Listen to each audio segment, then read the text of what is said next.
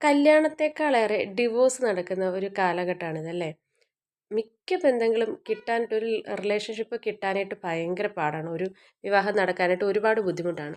ഒത്തിരി വഴിപാടുകളും നേർച്ചകളൊക്കെ നടത്തി ഒക്കെ ആയിരിക്കും ഒരു കല്യാണം നടക്കുന്നത്. എന്നിട്ട് പോലും ഏറി വന്നാൽ ഒരു വർഷം അതിനപ്പുറത്തേക്ക് ഒരു റിലേഷൻഷിപ്പ് പോവില്ല. ചില ബന്ധങ്ങളൊക്കെ ആണെങ്കിൽ ഒരുപാട് വർഷങ്ങൾ കഴിഞ്ഞിട്ട് പോലും ഒരുപാട് വർഷങ്ങളോളം ഒരുമിച്ച് താമസിച്ചിട്ട് 10ഉം 13ഉം വർഷമൊക്കെ ഒരുമിച്ച് താമസിച്ചിട്ടും റിലേഷൻഷിപ്പ് ബ്രേക്ക് ആവും, ഡിവോഴ്സിലേക്ക് പോകുന്ന ഒരു സിറ്റുവേഷൻ കാണാറുണ്ട് അല്ലേ. ഇന്നത്തെ കാലത്ത് അത് കൂടുതലായിട്ട് കാണുന്നുണ്ട്. അപ്പോൾ എന്താണ് അങ്ങനെ ഒരു സിറ്റുവേഷൻ പണ്ടത്തെക്കാളേറെ ഇന്ന് ഡിവോഴ്സ് നടക്കാൻ കാര്യം എന്ന് എപ്പോഴും ഞാൻ ആലോചിക്കാറുണ്ട്. അതിൽ മിക്ക ആളുകളോടും ചോദിച്ചാൽ മിക്കവരും പറയുന്ന ഒരു റീസൺ എന്ന് പറഞ്ഞാൽ ഒത്തുപോകാൻ ഭയങ്കര ബുദ്ധിമുട്ടാണ്. അങ്ങനെയാണ് പറയാറ്. അല്ലാണ്ട് ചില റിലേഷൻഷിപ്പ് നമുക്ക് കേട്ടാൽ തന്നെ മനസ്സിലാവും അത് വേണ്ട, അങ്ങനെ അബദ്ധം പറ്റി ചിലപ്പോൾ അങ്ങനെയൊക്കെ സംഭവിക്കാറുണ്ട്. ചിലത് നമുക്ക് മുന്നോട്ട് കൊണ്ടുപോകാൻ പറ്റാത്ത സിറ്റുവേഷൻസ് ഉണ്ട്. അത് വളരെ അപൂർവം കുറച്ചൊക്കെ ഉണ്ടാവുള്ളൂ. അതല്ലാണ്ടും ഒരുപാട് റിലേഷൻഷിപ്പ് ഉണ്ട്. നല്ല രീതിയിൽ വേണമെന്നുണ്ടെങ്കിൽ കൊണ്ടുപോകാൻ പറ്റുമായിരുന്നു എന്നുള്ള ചിലതുണ്ടല്ലേ. അതായത് അഡ്ജസ്റ്റ്മെൻ്റ് എന്നൊരു വാക്കൊരിക്കലും റിലേഷൻഷിപ്പിൽ അല്ലെങ്കിൽ ബന്ധങ്ങളിൽ ആവശ്യമില്ല. പണ്ടത്തെ കാലത്തായിരുന്നു അഡ്ജസ്റ്റ് ചെയ്ത്, പ്രത്യേകിച്ച് പെൺകുട്ടികൾ അഡ്ജസ്റ്റ് ചെയ്യണം, മറ്റൊരു വീട്ടിൽ ചെല്ലേണ്ടതാണെന്നൊക്കെ പറഞ്ഞ് പഠിപ്പിച്ചു വിടുന്നത്. ഇന്നത്തെ കാലത്ത് അഡ്ജസ്റ്റ്മെൻറ്റ് ഒരിക്കലും ഒരു ഫാമിലി ലൈഫിന് പറ്റുന്നതല്ല. അഡ്ജസ്റ്റ് ചെയ്തല്ല ജീവിക്കേണ്ടത്. നമ്മൾ പൊരുത്തക്കേടുകൾ ഒരുപാടുണ്ടാവും. ആ പൊരുത്തക്കേടുകളെ മനസ്സിലാക്കി രണ്ട് വ്യക്തികളാണെന്ന് പരസ്പരം ഒരു എന്താ പറയുക, റെസ്പെക്റ്റോട് കൂടി, സെൽഫ് റെസ്പെക്റ്റ് എന്ന് പറയും, നമ്മൾ നമ്മളെയും റെസ്പെക്റ്റ് ചെയ്യുക, അതുപോലെ നമ്മുടെ കൂട്ടത്തിൽ വരുന്ന പാർട്ട്ണറെയും നമ്മൾ ആ ഒരു രീതിയിൽ കണ്ടു കഴിഞ്ഞാൽ ഒരുപാട് എന്താ പറയുക, പൊരുത്തക്കേടുകൾ നമുക്ക് ഒഴിവാക്കാൻ കഴിയും. പൊരുത്തക്കേടുകളെ നമുക്ക് സ്നേഹിക്കാൻ കഴിയും. ഒരു ഉദാഹരണം പറഞ്ഞാൽ, ഇപ്പോൾ നോക്കിയാൽ നമുക്കറിയാം, നമ്മുടെ വിവാഹ ജീവിതം എന്ന് പറഞ്ഞാൽ ജീവിതത്തിൻ്റെ രണ്ടാമത്തെ ഘട്ടം ആണല്ലേ. നമ്മൾ ജനിച്ച് നമ്മൾ വിവാഹം വരെ അച്ഛനമ്മമാരുടെയും നമ്മുടെ സഹോദരങ്ങളുടെയും ഒപ്പം ജീവിച്ച ഒരു കാലം. ആ ഒരു കാലഘട്ടം കഴിഞ്ഞ് മറ്റൊരു ഫാമിലി, നമ്മൾ സ്വന്തമായിട്ടൊരു ഫാമിലി നമുക്ക് ലഭിച്ച് ആ ഫാമിലി ലൈഫിലേക്ക് നമ്മൾ പോവുകയാണ്. അപ്പം നമ്മുടെ രണ്ടാമത്തെ ഘട്ടമാണ് ലൈഫിൻ്റെ അല്ലേ. അപ്പോൾ രണ്ടാമത്തെ ഘട്ടത്തിൽ നമുക്കൊപ്പം സ്റ്റാർട്ട് ചെയ്യുന്നത് നമ്മുടെ ലൈഫ് പാർട്ട്ണറാണ്. പിന്നീട് നമ്മുടെ ലൈഫിലേക്ക് വരുന്നത് നമ്മുടെ കുഞ്ഞുങ്ങളാണ് അല്ലേ.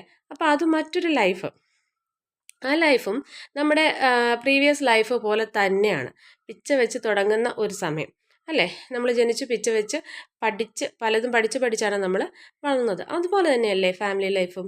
ആദ്യമായിട്ട് ഒരു ഭാര്യ അല്ലെങ്കിൽ ഭർത്താവാകുന്ന വ്യക്തികൾ, അവർ ആ ഒരു ലൈഫ് പഠിച്ച് മുന്നോട്ട് വരികയാണ്. അപ്പോൾ ഈ ഒരു വർഷത്തിനുള്ളിൽ തന്നെ ബ്രേക്കപ്പ് എന്നൊക്കെ പറഞ്ഞാൽ അത് ഒരിക്കലും നമുക്ക് എന്താ പറയുക, മനസ്സിലാക്കാൻ പറ്റാത്ത ഒരു കാര്യമാണ്.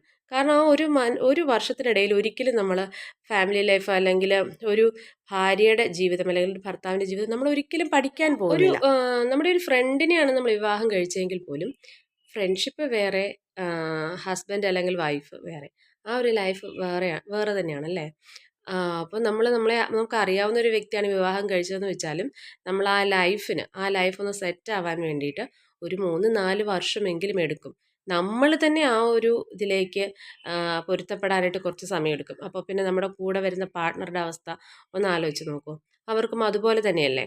അപ്പോൾ നമ്മൾ ഒരു കാര്യം നമുക്ക് ഇന്നത്തെ സിറ്റുവേഷൻ വെച്ച് നോക്കുമ്പോൾ, ഇന്നത്തെ സിറ്റുവേഷൻ എന്ന് വെച്ചാൽ ഒരുപാട് ഫാസ്റ്റ് ആണല്ലേ.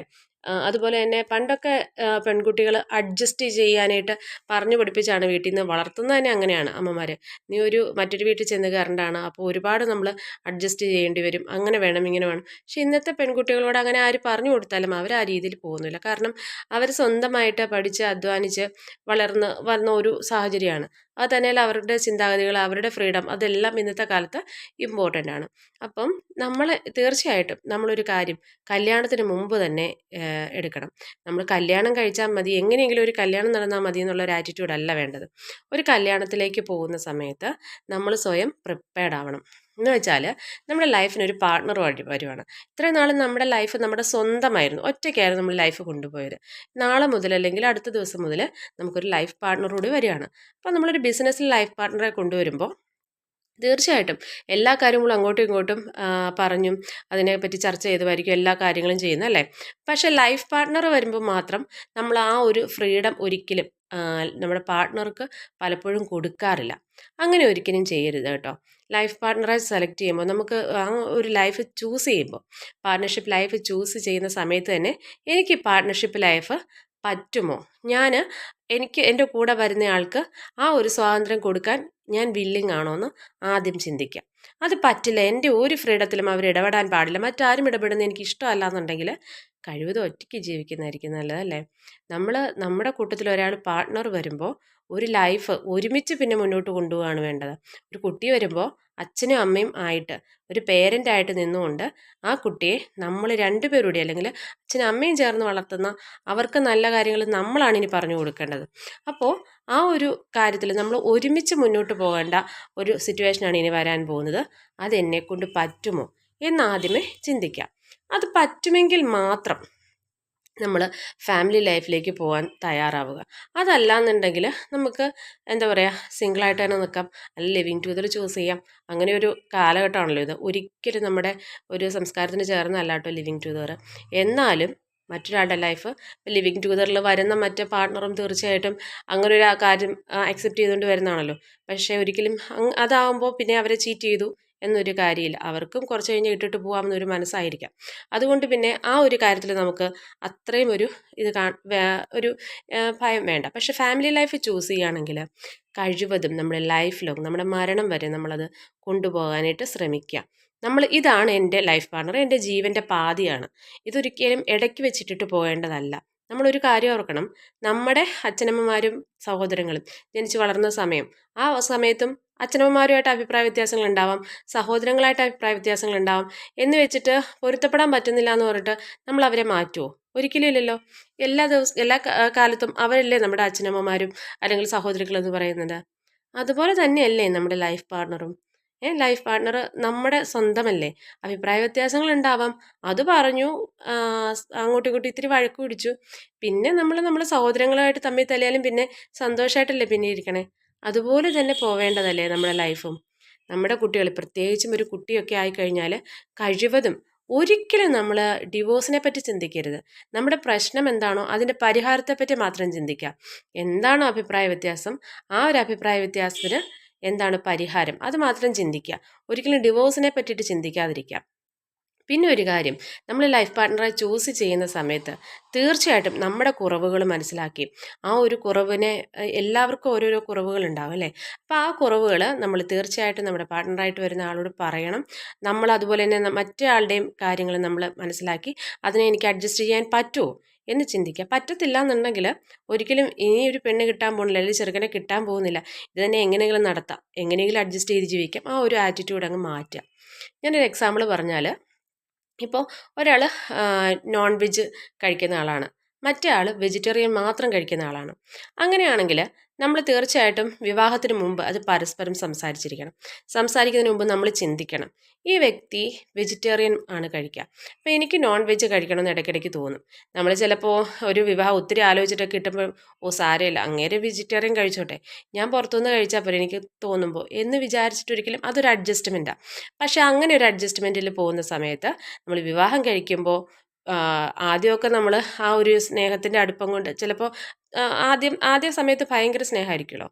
അപ്പോൾ തീർച്ചയായിട്ടും നമ്മൾ അതിനെയൊക്കെ ഒന്ന് തരണം ചെയ്യും. കാരണം അത് കുഴപ്പമില്ല, ആളുടെ ഇഷ്ടമാണ് എൻ്റെ ഇഷ്ടം, അങ്ങനെയൊക്കെ വിചാരിക്കും. പക്ഷെ മുന്നോട്ട് പോകെ പോകെ നമുക്കതൊക്കെ ഭയങ്കര ഇറിറ്റേഷനായിട്ട് വരും. ചെറിയ ചെറിയ പ്രശ്നങ്ങളൊക്കെ ഉണ്ടാകുന്ന സമയത്ത് ഇതെല്ലാം വലിയ ഇഷ്യൂസായിട്ട് നമ്മൾ കൊണ്ടുവരും. കാരണം നീ കാരണമാണ് എനിക്ക് പറ്റാത്തത്, നിനക്ക് വേണ്ടിയിട്ട് ഞാൻ ഇങ്ങനെ അഡ്ജസ്റ്റ് ചെയ്യായിരുന്നു എന്നൊക്കെ പറഞ്ഞിട്ട് അതൊക്കെ വലിയ ഇഷ്യൂസ് ആവാൻ സാധ്യതയുണ്ട്. അപ്പം നമ്മൾ ചിന്തിക്കുക, എൻ്റെ പാർട്ട്ണർ ആൾക്ക് വെജിറ്റേറിയൻ മാത്രം കഴിക്കാനാണ് ഇഷ്ടമെങ്കിൽ ഞാൻ നോൺ വെജും കഴിക്കും, നിനക്കിത് പറ്റുമോ? മറ്റേ ആളും ചിന്തിക്കുക, ആള് വീട്ടിൽ വെച്ചിട്ട് ആൾക്ക് ഞാൻ പാകം ചെയ്ത് കൊടുക്കുന്ന, അല്ലെങ്കിൽ ആൾ പാകം ചെയ്ത് കഴിക്കുന്നതിൽ എനിക്ക് ബുദ്ധിമുട്ടുണ്ടാകുമോ? ഉണ്ടാകും, എനിക്കത് ഇഷ്ടമല്ല, എനിക്കതിൻ്റെ സ്മെല്ല് സഹിക്കാൻ പറ്റില്ല എന്നാണെങ്കിൽ അത് വേണ്ടാന്ന് വെക്കുന്നതായിരിക്കും ചിലപ്പോൾ നല്ലത്. നമുക്കൊരിക്കലും ലൈഫ് ലോങ് ഒരു കള്ളത്തരം പിടിച്ചു നിൽക്കാനും നമുക്ക് പറ്റും. അതൊക്കെ ഒരു കള്ളത്തരം, മനസ്സിനെ നമ്മൾ തെറ്റിദ്ധരിപ്പിച്ച് ജീവിക്കുക എന്ന് പറയും. അത് നമുക്ക് ലൈഫ് ലോങ് ചിലപ്പം പറ്റിയെന്ന് വരില്ല.